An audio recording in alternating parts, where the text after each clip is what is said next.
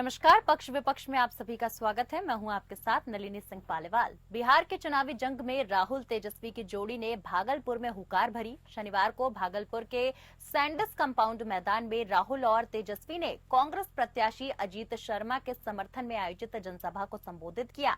राहुल गांधी ने इस रैली के जरिए सत्ता पक्ष पर जमकर निशाना साधा, तो वहीं राहुल गांधी ने कहा कि यह संविधान को बचाने का चुनाव है। आरएसएस और भाजपा संविधान खत्म करने की कोशिश कर रही है। अंबानी और अडानी का नाम लेकर पीएम मोदी पर राहुल गांधी ने भागलपुर में निशाना साधा। राहुल ने कहा कि आज हिंदुस्तान में 22 ऐसे लोग हैं जिनके पास उतना ही धन है जितना हिंदुस्तान के 70 करोड़ लोगों के पास है। इस दौरान राहुल गांधी ने कहा कि भाजपा के लोग जो भी दावा कर लें, लेकिन भाजपा को 150 सीटों से ज्यादा नहीं मिलने वाली है। वहीं राहुल ने वादा किया कि अगर कांग्रेस की सरकार बनी तो अग्निवीर योजना को खत्म कर दिया जाएगा। दरअसल पहले चरण के सुस्त मतदान के बाद शनिवार को राहुल और तेजस्वी की जोड़ी ने गठबंधन के पक्ष में माहौल बनाने की कोशिश की है। साथ ही लोकसभा चुनाव 2024 को लेकर पहले बिहार बीजेपी के लिए चुनौती माना जा रहा था, लेकिन मुख्यमंत्री नीतीश कुमार की पार्टी जेडीयू के पाला बदलकर एनडीए में जाने के बाद अब मुकाबला कांटे का हो गया है। इसकी वजह यह है कि भले ही 2020 के विधानसभा चुनाव में बीजेपी जेडीयू साथ थे, फिर भी तेजस्वी यादव के नेतृत्व में आरजेडी ने एनडीए को नाको चने चबवा दिए थे। ऐसे में एनडीए में इस बार जेडीयू और बीजेपी दोनों ही फूंक फूंक कर कदम रख रहे हैं। पिछले चुनाव की बात करें तो 2019 में एनडीए ने 40 में से 39 सीटें जीती थी और एक किशनगंज की सीट कांग्रेस के पास चली गई थी। इस बार सत्ता पक्ष और विपक्ष के बीच लोकसभा चुनाव के दौरान एक बेहद ही कड़ा घमासान देखने को मिल रहा है।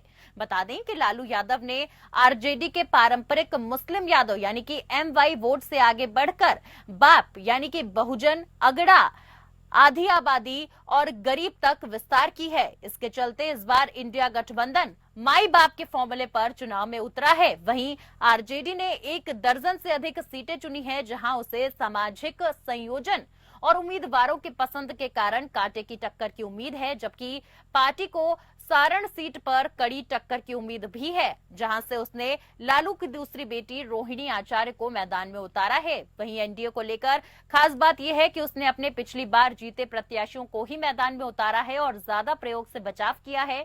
वहीं बिहार को लेकर बीजेपी की सतर्कता को राज्य में 7 चरण के चुनावों के शेड्यूल से पढ़ा जा सकता है, जिससे पीएम मोदी को राज्य में ज्यादा से ज्यादा संख्या में रैलियां करने का मौका मिल गया है। खास बात यह है कि भले ही एनडीए ये दावा कर रहा हो कि वह राज्य की 40 की 40 सीटें जीत लेगा, लेकिन उसने भी जातिगत समीकरणों का पूरा ध्यान रखा है। नीतीश कुमार, चिराग पासवान और उपेंद्र कुशवाहा के साथ गैर यादव ओबीसी को एनडीए की ओर आकर्षित करने की पूरी उम्मीद है। आपको बता दें कि बिहार की जंग इस बार बिल्कुल भी आसान नहीं होने वाली है। जहां एक तरफ एनडीए गठबंधन है, वहीं दूसरी तरफ इंडिया गठबंधन अब साथ है। दोनों ही पार्टी बिहार को साधने के लिए कवायतें कर रही हैं और ऐसे में लगातार दोनों पार्टियां जद्दोजहद के साथ चुनावी प्रचार कर रही हैं। बता दें कि आए दिन जब तेजस्वी और राहुल गांधी अपने बयान देते हैं तो वो बीजेपी को आड़े हाथ लेने से नहीं बचते हैं, लेकिन आज जब राहुल गांधी और तेजस्वी यादव ने एक साथ मंच साझा किया तो वहां पर भी तेजस्वी और राहुल ने जमकर निशाना साधा। आपको बता दें, आयोजित जनसभा को संबोधित किया गया। साथ ही राहुल गांधी ने इस रैली के जरिए सत्ता पक्ष पर जमकर निशाना साधा और राहुल गांधी ने कहा कि संविधान को बचाने का चुनाव है। नरेंद्र मोदी हिंदुस्तान का धन, वही 5, 10, 15 लोगों को पकड़ाते जाते हैं। नाम आपने सुने, अडानी, अंबानी। अडानी जी को देखिए, हिंदुस्तान के सब एयरपोर्ट, सब पोर्ट, पावर, बिजली, खदाने, solar power, wind power, defence, सारा का सारा नरेंद्र मोदी जी ने अडानी जी को पकड़ा दिया है। तो अब सवाल उठता है, हमारा गठबंधन क्या करने जा रहा है? देखिए, ये जो बीजेपी के लोग बोल रहे हैं कि इतनी सीटें आएंगी, उतनी सीटें आएंगी, मैं सीधा बता देता हूं आपको, इनको 150 से ज्यादा नहीं मिलने वाली है। ये जो भी कहना चाहें कह लो, 150 से एक ज्यादा नहीं आने वाली। ट्रेनिंग मिलेगी, हिंदुस्तान को एक वर्कफोर्स मिलेगी, ट्रेंड वर्कफोर्स मिलेगी। और हमारे जो युवा हैं जो आज सड़कों पे घूम रहे हैं, इंस्टाग्राम फेसबुक देख रहे हैं, उनके बैंक अकाउंट में साल का 1 लाख रुपया, 8,500 रुपए महीने का ठगाठक हमारी सरकार है। आपने देखा होगा किसान नरेंद्र मोदी के खिलाफ खड़े हैं, वो गलत कानून लाए, किसानों के खिलाफ काले कानून लाए, किसान खड़े हुए, इंडिया गठबंधन वाली पार्टी खड़ी हुई और नरेंद्र मोदी को वो कानून रद्द करने पड़े। अब हम किसानों को 2 गारंटी दे रहे हैं। सबसे पहले, अगर नरेंद्र मोदी अरबपतियों का कर्जा माफ कर सकता है तो कांग्रेस पार्टी किसानों का कर्जा माफ करने जा रही है। इंडिया गठबंधन कांग्रेस के साथ कर्जा माफ करने जा रहा है। बिहार की लड़ाई आखिर इस बार आसान होगी या नहीं, आज इसी पर चर्चा करेंगे। देखिए, जहां एक तरफ एनडीए गठबंधन पूरा जोर आजमा रहा है बिहार में, वहीं दूसरी तरफ इंडिया गठबंधन भी अपना पूरा जोर आजमा रहा है। आज इसी पर चर्चा करेंगे कि अब की बार आखिर किसका बिहार। और चर्चा के लिए खास मेहमान हमारे साथ जुड़ चुके हैं। सबसे पहले आप सभी को उनसे परिचय करा दूं। हमारे साथ बीजेपी नेता शांत प्रकाश जाटव जी, हमारे साथ कांग्रेस प्रवक्ता राकेश सिंह यादव जी जुड़ चुके हैं, वहीं हमारे साथ आरजेडी प्रवक्ता अरुण कुमार यादव जी मौजूद हैं। आप सभी का बहुत बहुत स्वागत है। सबसे पहले शांत प्रकाश जाटव जी, मैं आपका ही रुख करना चाहूंगी। राहुल गांधी कह रहे हैं कि 400 पार तो बहुत दूर की बात है, 150 पार भी नहीं कर पाएगी भारतीय जनता पार्टी। राहुल गांधी जी का अपना सोचना है। दरअसल क्या, राहुल गांधी जी, मैं उनका बयान सुन रहा था, ये जो भागलपुर में बोले हैं जी, तो पूरी तरीके से वहां की जनता को गुमराह करने का ही वहां से वो एक प्रयास और उनका प्रयत्न रहा। उन्होंने जो हमारे अग्निवीर सैनिक हैं उनको वो वहां से बहकाने का काम किया कि जैसे ही उनकी सरकार आएगी तो ये अग्निवीर जो योजना है उसको खत्म कर दिया जाएगा। 1947 से देश में होमगार्ड वो स्वयंसेवी का दर्जा प्राप्त है, वो आज तक परमानेंट नहीं हुए, ना ही उनको कोई श्रमिक का अभी तक कोई श्रमिक माना गया, ना ही वो राज्यकर्मी है, ना ही वो लोककर्मी है जी। उनको सब सुविधाओं से महरूम रखा गया। शासन तो आपका था, आपने उनके लिए तो कुछ किया नहीं। और आज अग्निवीर के लिए व्यवस्था केंद्र सरकार ने बनाई है, उस व्यवस्था को और उन नौजवानों को भड़काने का बहकाने का काम कर रहे हो। ठीक उसी तरीके से उन्होंने आंगनवाड़ी बहनों के लिए भी कहा कि वहां से जो है ना उन्होंने उनको प्रलोभन देने का प्रयास किया। आपका शासन रहा, आंगनवाड़ी की जो बहनें हैं वो आज भी स्वयंसेवी का दर्जा उनको मिला हुआ है, आज तक उनको जो है श्रमिक का दर्जा नहीं मिला। आपने क्या किया उनके लिए? जाहिर सी बात है कि आप केवल जनता को गुमराह करने का ही वहां से प्रयास और प्रयत्न कर रहे हैं। पूरी तरीके से उनका भाषण जो 12-13 मिनट का है केवल जनता को गुमराह करने का। इनके पास में कोई भी ऐसा ब्लूप्रिंट नहीं है जिससे ये कह सके कि हाँ हमारे पास में ये योजना है। उल्टी सीधी प्रलोभन देने की बातें करना। आज नरेंद्र मोदी जी ने जिस तरीके से देश को, देश के नागरिकों को आत्मनिर्भर बनाने के लिए जो प्रयास किए और वो सफल हुए, इसी कारण से आज देश का हर एक नौजवान, देश का नागरिक मोदी जी को चुनने के लिए बिल्कुल तैयार है जी। 400 का उनका वायदा है कि 400 हमें चाहिए। मैं समझता हूं कि देश की जनता जो है भारतीय जनता पार्टी को और एनडीए को 400 से ज्यादा सीटें ला करके दे करके जो है अब बहुत खूबसूरत जीत जो है वो मैं समझता हूँ 4 जून को देने वाली है। जी ठीक है, हमारे साथ कांग्रेस का पक्ष रखने के लिए राकेश जी बने हुए। राकेश जी, बार बार जब भी चुनावी रैलियां होती हैं या कांग्रेस से कोई भी नेता या राहुल गांधी बोलते हैं तो अक्सर अग्निवीर का जिक्र करते नजर आते हैं। भागलपुर में भी यही हुआ, अग्निवीर योजना का जिक्र हुआ और साथ ही साथ ये भी कहा गया कि अगर हम सत्ता में आते हैं तो इसे खत्म कर देंगे। आखिर कांग्रेस को अग्निवीर से इतनी परेशानी क्यों है? देखिए, अग्निवीर की जो नियुक्ति है वो सेना में नियुक्ति है जी। तो सेना और होमगार्ड की तुलना नहीं हो सकती, पहली बात। और 2 तरह के शहीद भी नहीं हो सकते। सेना में जो लोग जाते हैं उनकी सारी सुविधाओं का जो दायरा रहता है वो अपनी जान की बाजी लगाते हैं। वो 4 साल के लिए नहीं जाते हैं कि 4 साल बाद नौकरी करें और उसके बाद बेरोजगार होकर वापस घर बैठे। ये वो योजना है जिसने भारतीय सेना को मजबूत करने की दिशा में काम नहीं करा, बल्कि कमजोर करने की दिशा में काम करा। क्योंकि 4 साल के लिए अगर कोई वहां शामिल होगा तो उसमें वो देश प्रेम और देशभक्ति भावना जागृत ही नहीं रहेगी, क्योंकि उसे पता है कि 4 साल की नौकरी है, उसके बाद मुझे यहाँ से जो पैसे मिलना है जाके व्यापार करना है। जी। तो हम देश की रक्षा के लिए जो सैनिक तैयार करते हैं, जो जज्बा होता है, जो सेना में एक उत्साह होता है, वो अग्निवीर की वजह से समाप्त हो रहा है। इसलिए अग्निवीर की जो व्यवस्था है उसको समाप्त करना है, जो स्थायी व्यवस्था है वही शुरू की जाएगी। सिर्फ आप बचने के लिए कि आप फंड की व्यवस्था नहीं कर पा रहे हैं, देश को आगे नहीं ले जा पाए, आपके पास वैसी व्यवस्था नहीं है, तो आपने एक शॉर्टकट निकाल लिया। लेकिन देश की सुरक्षा में शॉर्टकट से समझौता नहीं होता। नहीं, वो तो कहते हैं कि हम आत्मनिर्भर बना रहे हैं, युवाओं को आत्मनिर्भर बना रहे हैं, और इस प्रकार से तमाम जो युवा हैं वो देश की सेवा कर सकेंगे। देखिए, देश मजाक नहीं है। 4 साल के लिए आप आत्मनिर्भर बना रहे हैं और वहां उनको देश की रक्षा के लिए भेज रहे हैं, उनमें क्या भावना रहेगी? वो ट्रेनिंग करेंगे, तैयार होंगे, और जब तक वो उस लेवल पर आएंगे वो रिटायर हो जाएंगे। फिर क्या करेंगे? उसकी कोई योजना है कि उनका पुनर्स्थापन कैसे होगा? सुन लेते हैं शांत उनका प्रकाश घर जी, फिर कैसे आपका चलेगा? करती हूं। जी। वो कहाँ नौकरी करेंगे? क्या चौकीदार बनेंगे बीजेपी के कार्यालय में, या सुरक्षा गार्ड बनेंगे? कोई योजना नहीं है। ये योजना ऐसी है जो गर्त में डाल रही है देश के युवाओं को, देश के युवाओं का भविष्य समाप्त कर रही है। ठीक है, शांत प्रकाश जी कुछ कहना चाह रहे हैं? देश में नहीं होना चाहिए। शांत प्रकाश जी।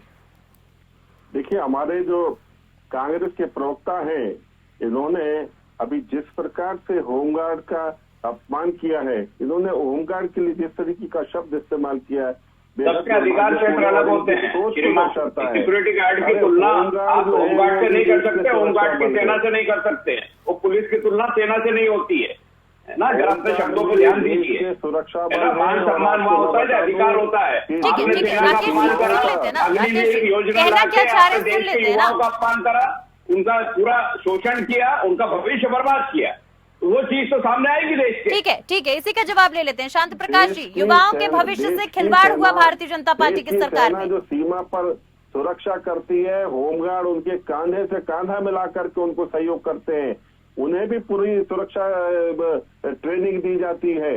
आपको शायद मालूम नहीं है होमगार्ड का क्या उपयोग है, पुलिस का क्या उपयोग है। ठीक है सर, हमारे साथ आरजेडी का पक्ष रखने के लिए अरुण जी भी बने हुए। अरुण जी सर, मेरी गुजारिश है आप लोगों से, हमारे साथ अरुण जी भी बने हुए। शांत प्रकाश जी, अरुण जी भी हमारे साथ मौजूद हैं, उनसे भी एक सवाल ले लेते हैं। अरुण जी, जिस प्रकार से तेजस्वी यादव का एक बयान सामने आया और उन्होंने कहा कि 400 पार वाली जो फिल्म है वो फ्लॉप हो गई है, क्यों आप लोगों को लग रहा है कि अभी से ही भारतीय जनता पार्टी की फिल्म फ्लॉप हो गई है? क्योंकि अभी तो महज पहले चरण का मतदान हुआ है।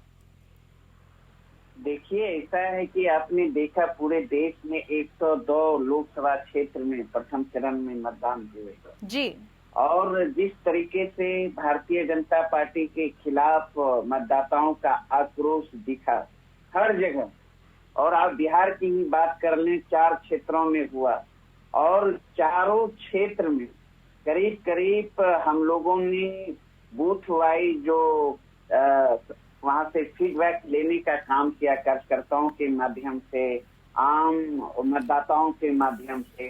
तो एक ही बातें छन के आई कि इंडिया गठबंधन के प्रत्याशी के पक्ष में लोगों ने जम के मतदान करने का काम किया, यानी वोट के चोट से एनडीए को सबक सिखाने के लिए मतदान किया है। लेकिन सर, किस आधार पर कहा जा रहा है कि 400 पार वाली फिल्म फ्लॉप हो गई? क्योंकि देखिए, एनडीए तो लगातार 400 पार का नारा दे रही है। बिल्कुल बिल्कुल, ये जो नारा है फ्लॉप इस दृष्टिकोण से कहीं जीतती हुई नजर ही नहीं आती। 102 सीट में हमें लगता है 40 के लमसम उनका सीटिंग सीट है, वो बचाने में नाकामयाब है। एक अंक भी पार कर ले, एक अंक कह सकते ही नहीं, तो इतना सीट हारती हुई दिख रही है भारतीय जनता पार्टी। तो फर्स्ट चरण में ही फ्लॉप तो साबित हुआ।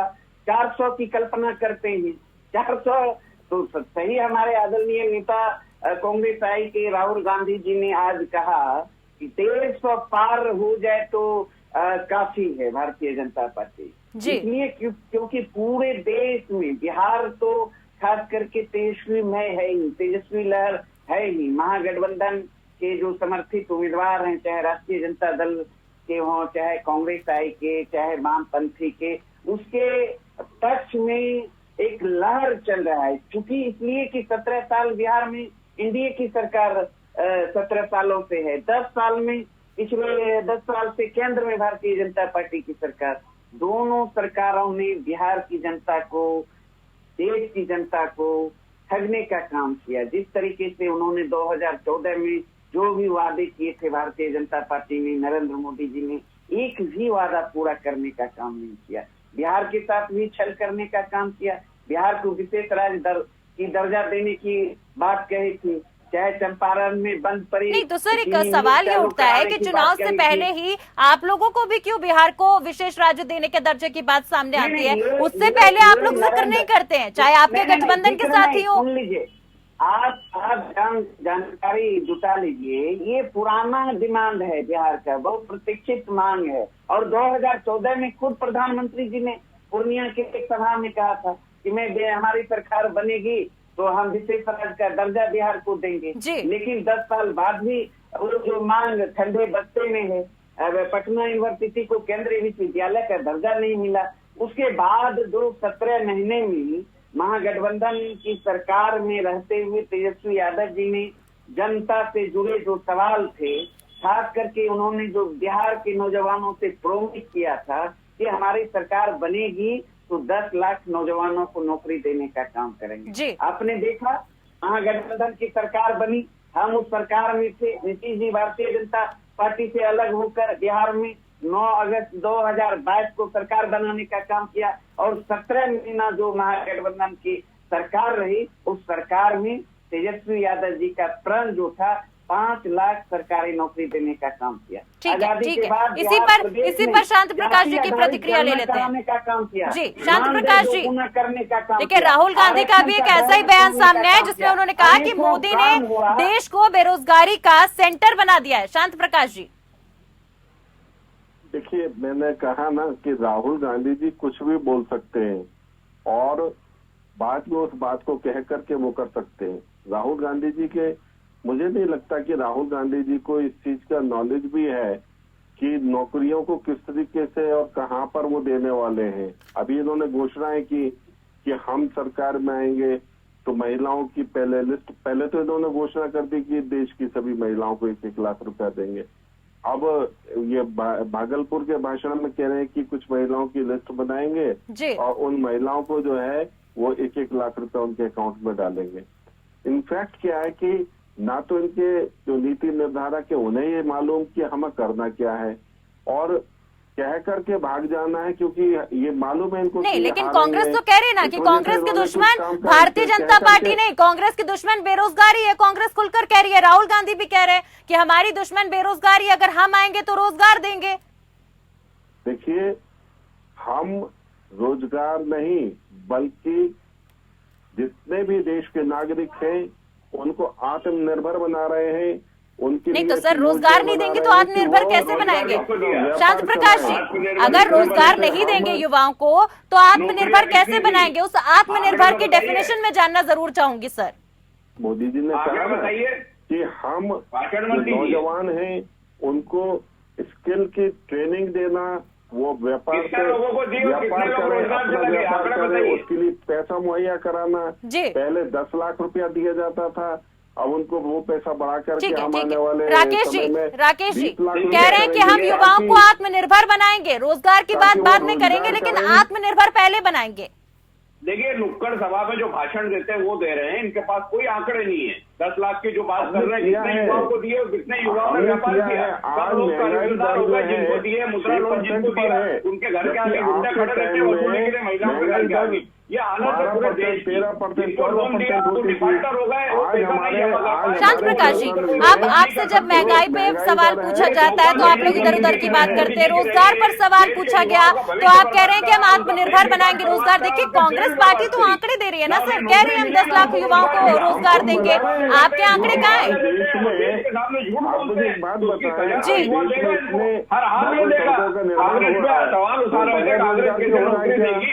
70 साल में कांग्रेस ने नौकरी दी है, इन्होंने नहीं दिए। 9 साल में इन्होंने देश बर्बाद किया है, देश की अर्थव्यवस्था खत्म की है, देश को कर्जदार बना दिया है। कांग्रेस के जमाने में 2014 के पहले कर्ज नहीं था। इनके समय में बोलने तो जाएगा, सबूत दीजिए ना। लेकिन सर, आरोप तो आपकी पार्टी पे लगते हैं कि आप लोग समाज को बांटने का काम कर रहे हैं। ₹360 में 5 GB डाटा मिला करता था, वो भी धीरे धीरे घूमने वाला। अरे श्रीमान जी, डाटा तो छोड़िए, पेट्रोल के क्या हाल है, दाल के क्या हाल है। ठीक है शांत प्रकाश जी, ठीक है राकेश जी, राकेश जी जब खाने को नहीं है तो डाटा को क्या करेगा, डाटा को डाटा करेगा क्या? इनके पास में शांत प्रकाश जी, शांत प्रकाश जी, देखिए मैंने आपको बोलने का मौका दिया है सर। राकेश जी की बात सुन लेते हैं, उसके बाद हमारे साथ अरुण जी भी बने हुए। शांत प्रकाश जी, मैं आपसे गुजारिश करूंगी कि प्लीज दूसरे का भी पक्ष सुने। कितना युवाओं को नौकरी दी, कितना लोगों के लिए काम किया। सर मैंने आपको मौका दिया है, दूसरे की भी बात सुन लीजिए। वक्त की कमी, इस प्रकार से किसी की भी आवाज नहीं आएगी, समझने की कोशिश करें। राकेश जी जी, इनके पास कोई आंकड़े नहीं है, ना इनको यह पता है कि कितने लोगों को लोन दिया, कितने स्किल सेंटर में डेवलपमेंट हुआ, कितने लोग तैयार हुए, कितने युवाओं को रोजगार मिला। इनको लोन देने के बाद उनको कर्जदार बनाया और डिफॉल्टर हो गए। सर वक्त की कमी है, मैं अरुण जी का रुख करना चाहूंगी। अरुण जी, बैंक वाले और गुंडे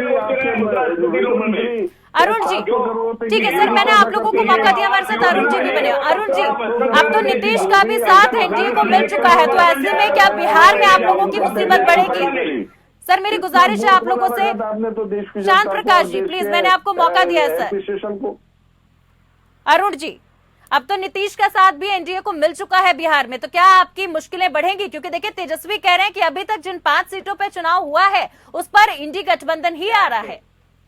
4 सीट जी माफी चाहूंगी। सीटों पे देखिए ऐसा है कि आपने मुश्किलें बढ़ने की क्या बात है। आपने देखा, देश ने देखा है ना 2020 के बिहार विधानसभा चुनाव में तेजस्वी यादव जी के नेतृत्व में महागठबंधन ने बेहतर प्रदर्शन करने का काम लेकिन किया। सर अगर 2019 के चुनावों का जिक्र किया जाएगा तो उसमें 40 सीटें एनडीए के खाते में गई थी, उस पर भी तो गौर फरमाइएगा ना। मैं मानता हूँ बिहार की जनता जो है दिग्भ्रमित करने में भारतीय जनता पार्टी सफल हुए। इन्होंने जो झूठे वादे किए, झूठे सपने परोसने का काम किया, वो उस जाल में फंस गए। लेकिन बिहार की जनता अब तो समझने लगी ना, इसीलिए ना 2020 के बिहार विधानसभा चुनाव में तेजस्वी यादव जी के नेतृत्व में महागठबंधन लड़ रही थी। बिहार मात्र 7 सीट और आ जाता तो बिहार में मुख्यमंत्री हमारे नेता होते बिहार के, और हमारी सरकार होती।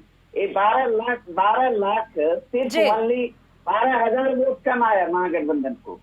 तो इसलिए अब जो 17 महीने में हम काम किया बिहार में, महागठबंधन की सरकार में रहते हुए तेजस्वी यादव जी ने नौकरी दिया है, उसी तरह से जब हमारी इंडिया गठबंधन की सरकार बनेगी तो 30 लाख जो पदे हैं रिक्त पद उसे भरे जाएंगे। उसके अलावा हमारे नेता तेजस्वी यादव जी ने कहा है 70 लाख पदों का सृजन करके 1 करोड़ नौकरी देने का काम करेंगे। यही बात एनडीए के नेता 2020 में तेजस्वी यादव जी से कहा करते थे। जब हमारे नेता तेजस्वी यादव जी ने कहा कि हम 10 लाख नौकरी देंगे, तो सुन लीजिए, तो तेजस्वी जी जब बोले 10 लाख नौकरी देंगे तो नीतीश जी ने कहा कहाँ से लाएंगे पैसा, कहाँ से नौकरी देंगे, बाबूजी के तरफ देंगे, आसमान से लाके देंगे। वही तेजस्वी यादव जी की जब महागठबंधन की सरकार बनी, नीतीश जी के उपस्थिति में, उनके अगुवाई में 5 लाख सरकारी नौकरी देने का काम किया। फिर अब नीतीश जी कह रहे हैं कि मैंने दे दिया। अरे भाई, आप तो कहते थे कहाँ से नौकरी आएगा? इच्छा शक्ति होनी चाहिए ना, क्रिएट और ठीक है सर। देखिए वादे और दावे तो चाहे एनडीए गठबंधन हो चाहे इंडिया गठबंधन हो तमाम लेकर आते हैं, लेकिन वादे कितने पूरे उतरते हैं ये देखना दिलचस्प होगा ना चुनाव के बाद कि आखिर ये कितना ज्यादा प्रभावित जनता को कर पाते हैं, जनता किसके हक में वोट देगी। बहरहाल आप सभी का बहुत बहुत शुक्रिया। वक्त की कमी है, आप सभी से माफी चाहूंगी, आप सभी को बीच में रोक रही हूँ। आप सभी का बहुत बहुत शुक्रिया हमारे साथ जुड़ने के लिए। देखिए जहां एक तरफ राहुल और तेजस्वी की जोड़ी ने गठबंधन के पक्ष में माहौल बनाने की कोशिश शुरू कर दी है, वहीं दूसरी तरफ भारतीय जनता पार्टी ने भी बिहार को साधने के लिए तमाम स्टार प्रचारकों की रैली बिहार में शुरू कर दी है। लेकिन देखना होगा कि अब की बार आखिर किसका होगा बिहार। बहरहाल फिलहाल के लिए पक्ष विपक्ष में मेरे साथ बस इतना ही। नमस्कार।